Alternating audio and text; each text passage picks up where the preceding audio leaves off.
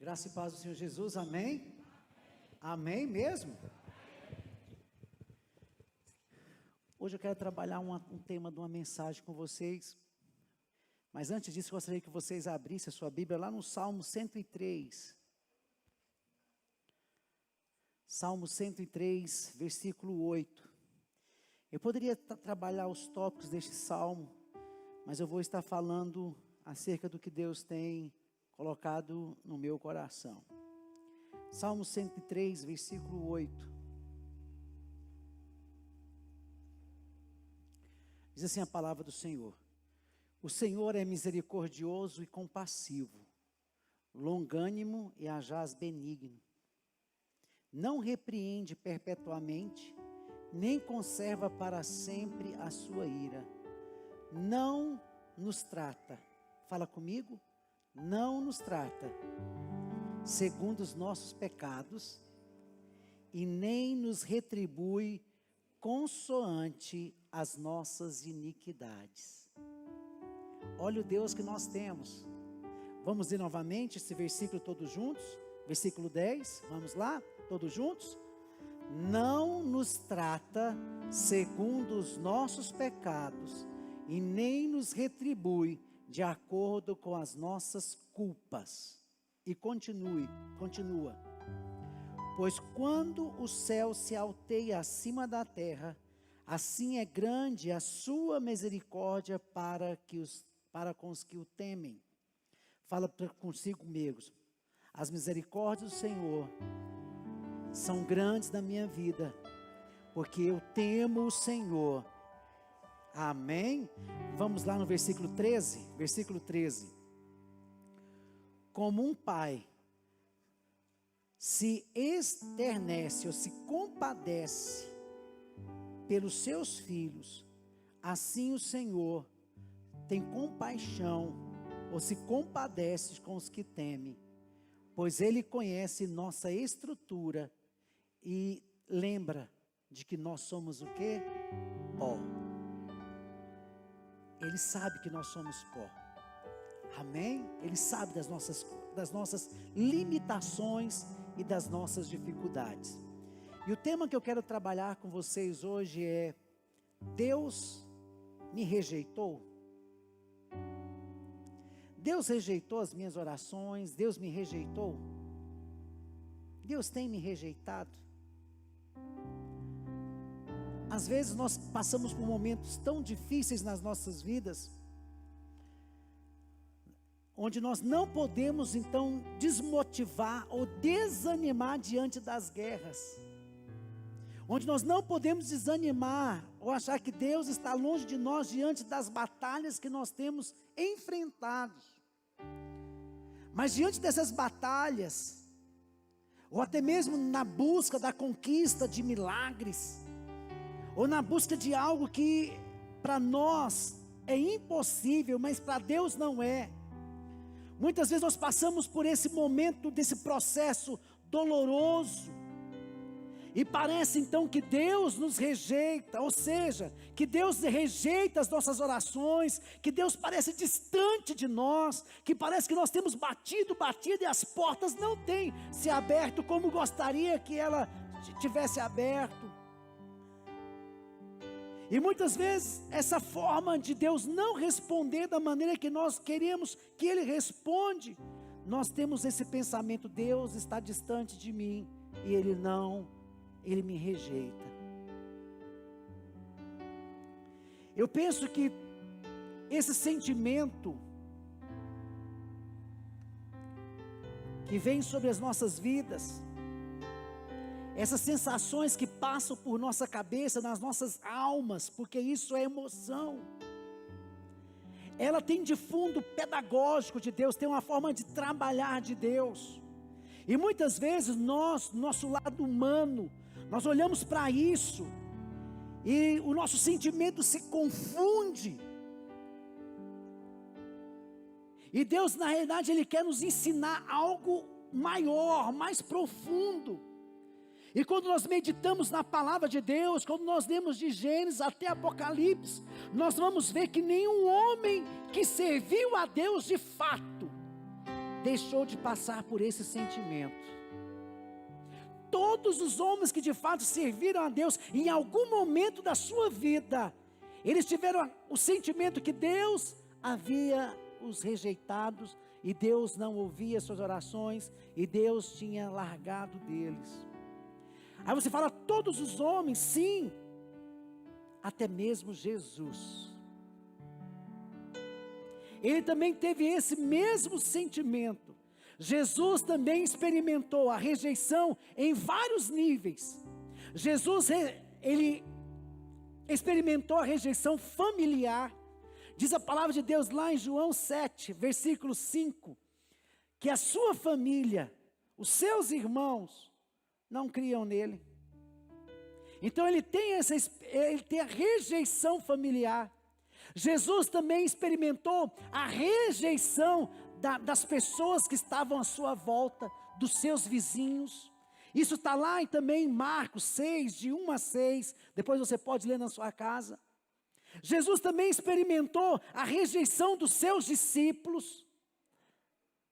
Todos aqueles que andavam com ele uma hora da sua maior angústia, e quando ele estava sendo crucificado, os seus discípulos lá o abandonou. Muitos dos seus discípulos não ficaram com ele, exceto João, que ficou ali junto. Mas ele sentiu também a dor da rejeição, a dor do abandono dos seus discípulos, quando mais ele precisava.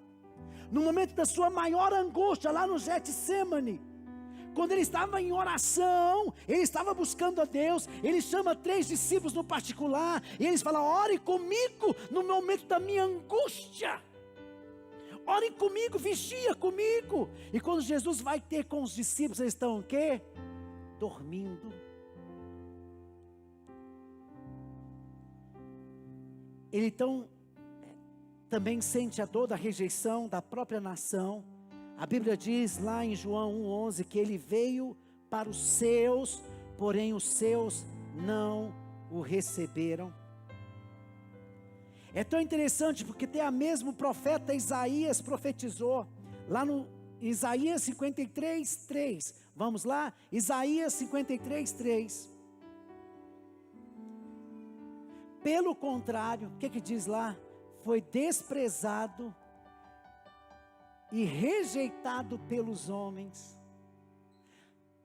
experienciou todo o sofrimento.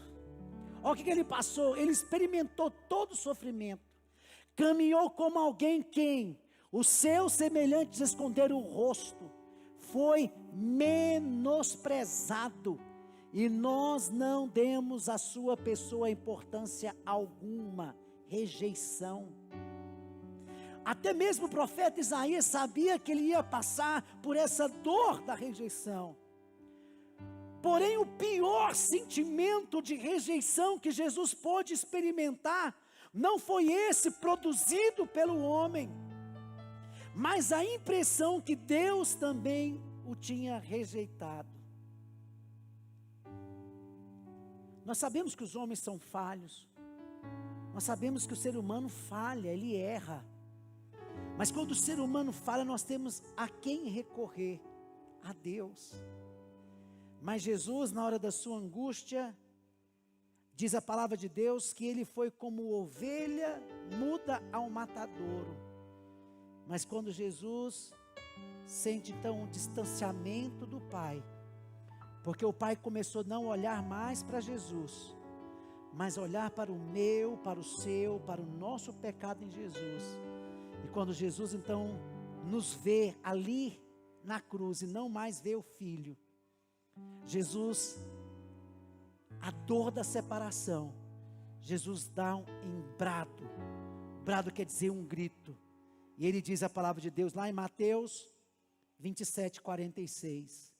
Deus meu, por que me abandonaste? Por que me rejeitaste? Por quê? Por quê?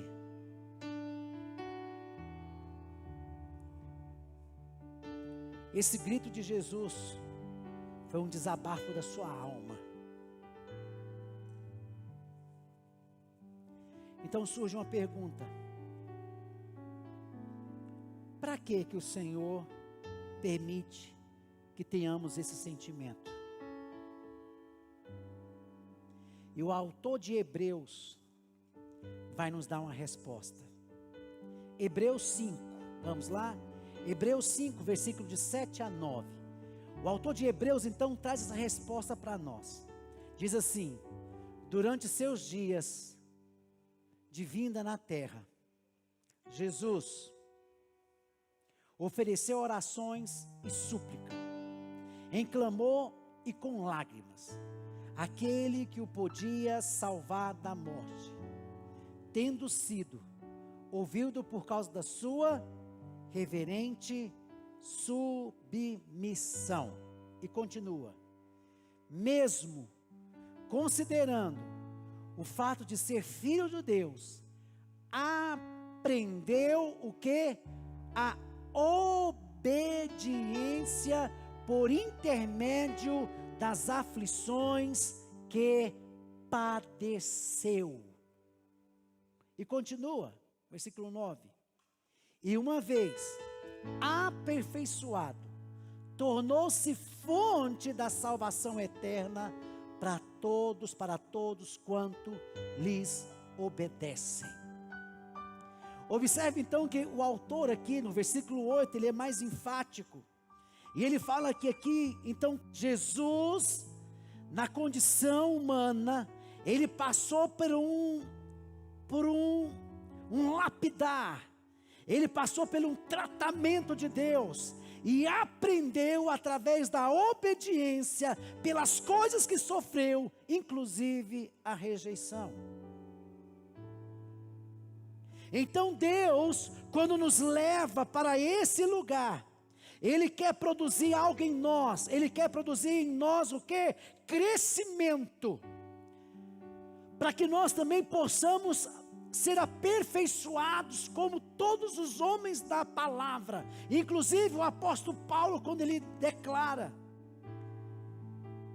que mesmo depois da sua conversão, onde os homens, os cristãos tinham medo dele e o rejeitavam, quando ele se apresentava como cristão, que está lá em Atos 9, 26, Paulo rejeitado então pela sua nação. Agora Paulo foi preso, Paulo foi abandonado, Paulo foi colocado em calabouços, foi abandonado pelos seus colaboradores, aqueles que estavam junto com ele. Ele sentindo toda essa aflição, Paulo declara então na sua primeira defesa, que ele ficou praticamente sozinho. E houve uma ocasião na vida de Paulo, que ele pensou que Deus também tinha colocado ele no final da fila. Sabe aquela sensação, que Deus está ouvindo todo mundo, mas eu agora estou no final da fila, quando chegar a minha bênção, aí eu pego. Paulo também sentiu isso. E ele fala isso claramente lá em 1 Coríntios 4:9, quer ver? Olha lá em 1 Coríntios 4:9, ele fala que eles como apóstolos, Deus estava parece colocando eles no final da fila. Olha o que diz a palavra de Deus: porquanto a mim parece, Deus nos colocou a nós, os apóstolos, aonde? No último lugar, como condenados à morte. Pois o que? Viemos a ser como que? Especulação para o mundo, tanto diante dos anjos, como para os seres o que? Humanos. Paulo fala, meu Deus, parece que a minha oração agora vai ser a última a ser respondida. Quantas vezes nós temos essa mesma sensação de bater, e parece que as coisas estão se tardando, e esse sentimento vai tomando conta de nós. Então Deus permite esse sentimento em nós, para que nós venhamos despertar algo nele, para que nós venhamos entender que somos aperfeiçoados nele, e que em meio às diversidades, em meio aos problemas, nós não estamos firmados em circunstâncias, mas nós estamos firmados na palavra dele. Nós temos uma palavra na nossa vida, e a palavra de Deus é liberada, e essa palavra, haja o que houver, Deus estará conosco e jamais nos deixará. Então nós temos que estar firmados. Ele nos leva a esse processo de amadurecimento. E esse processo de crescimento, de amadurecimento, ele só é forjado debaixo de pressão. Então eu e você e eu, crescemos quando estamos debaixo da pressão. É como sentimos esmagados, é quando sentimos espremidos, é quando sentimos que a massa agora está na mão do oleiro, e ele pega o barro e vai apertando, e aquele barro vai o quê? Crescendo. Fala para o seu irmão: ei, você está debaixo de uma pressão nesses dias, mas Deus está te dando crescimento. E o crescimento é, olha para mim, o crescimento é: eu estou contigo e jamais te rejeitarei, jamais te abandonarei. Sabe, meus amados, Jesus sofreu a rejeição em nosso lugar, para que nós pudéssemos declarar o que diz lá em Hebreus 13, versículo 5, na parte B. Vamos lá? Declara comigo. Olha lá na parte B do versículo: por motivo algum te abandonarei, nunca, jamais o que? Te desampararei. Está entendendo, meus irmãos?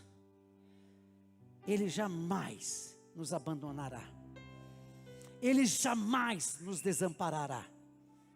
Em meio às pressões, em meio às adversidades, em meio aos problemas, Ele sempre estará conosco. Ele não nos deixa, Ele não nos rejeita, Ele está conosco em todo o tempo. E o apóstolo Paulo fecha algo muito interessante, que eu gostaria que você meditasse comigo, em 2 Coríntios. Vamos lá, 2 Coríntios, capítulo 4. São apenas 18 versículos. Vamos ler todos, vamos ler comigo no telão. Portanto, olha o que ele diz. 2 Coríntios 4. Portanto, tendo este ministério pela misericórdia que foi outorgada, não desanimamos. Olha para mim, ei, não desanime. Não desanime. Não desanime. E ele continua: pelo contrário, rejeitamos o quê? Os procedimentos secretos e vergonhosos. Não fazemos uso de qualquer tipo de engano, nem torcemos a palavra de Deus, mas por meio do claro ensino público da verdade, recomendando-nos a consciência de todas as pessoas perante a Deus. E continua: contudo, se o nosso evangelho está encoberto, para os que estão perecendo é que está encoberto. E continua no versículo 4: o Deus minúsculo dessa presente era perversa, cegou entendimentos dos descrentes, a fim de que não veja a luz do evangelho da glória de Cristo, que é a imagem de Deus. Ei, olha para cá, fala comigo em nome de Jesus. Toda cegueira de entendimento não tem força, não terá domínio sobre a minha mente, sobre as minhas emoções. O Deus deste século não vai cegar o meu entendimento em relação a Deus, ao Deus verdadeiro, que Ele não me rejeita, que Ele não me trata segundo os meus pecados. Ele não me vê e não me trata segundo os meus pecados, mas Ele me ama, Ele me ama, Ele não me rejeita, Ele está comigo.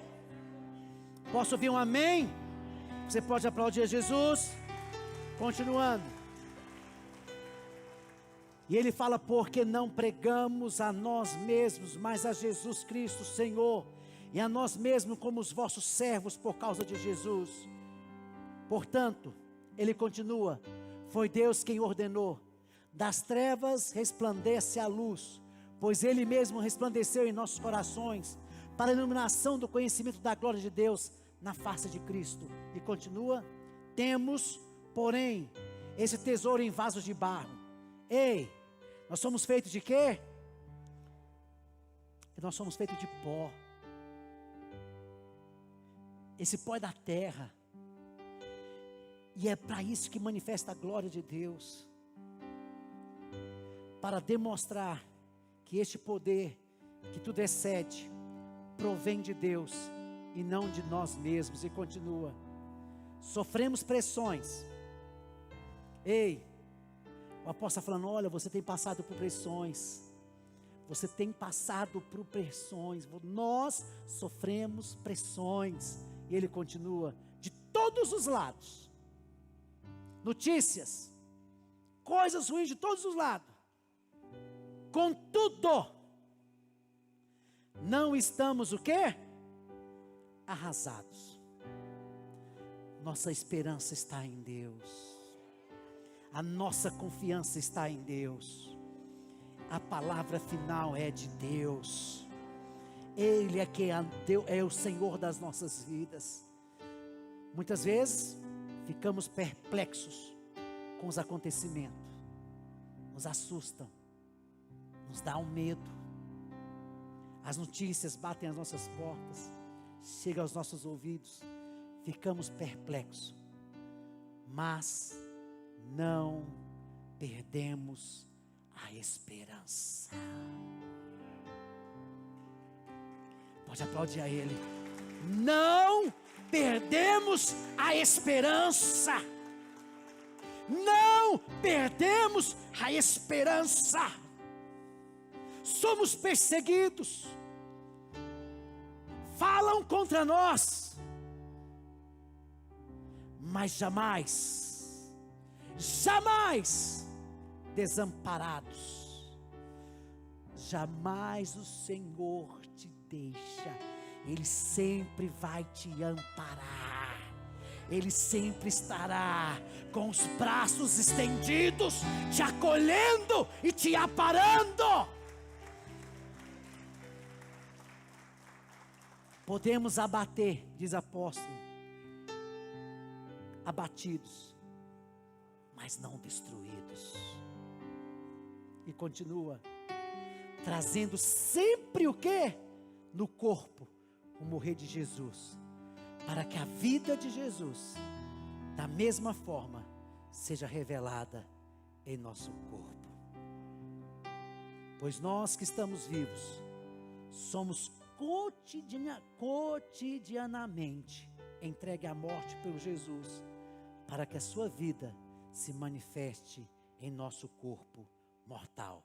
E ele continua, de maneira que em nós opera a morte, entretanto, ele fala, em nós opera a morte, mas entenda algo, entretanto em vós, agora existe a vida. Levanta sua mão e fala, levanta, a vida de Deus opera na minha vida. A vida de Deus opera na minha família. A vida de Deus entra na minha casa. E aonde há morte, haja vida. Haja vida. Em nome de Jesus. Em nome de Jesus. E assim ele diz, crie, por isso declarei, com esse mesmo espírito da fé, nós igualmente cremos, e por esse motivo, falamos, e continua, temos a certeza de que ressuscitou o Senhor Jesus diante dos mortos, da mesma forma, nos ressuscitará com Ele, nos apresentará convosco, que Ele nos apresentará convosco, tudo isso para que o vosso benefício, para que a graça que está alcançada, mais e mais, seja alcançada a mais e mais pessoas, faça transbordar a muitas ações de graça, para a glória de Deus. E para fechar, por isso, fala comigo, não desanimamos. Fala, não desanima minha alma. Não desanima. Fala para o seu irmão do seu lado aí, não desanime. Não desanime. Persevera. Creia. E ele ainda fala: mesmo ainda que o nosso homem exterior esteja desgastado, abatido, sucateado, o nosso homem interior está pleno e Deus renova ele dia após dia.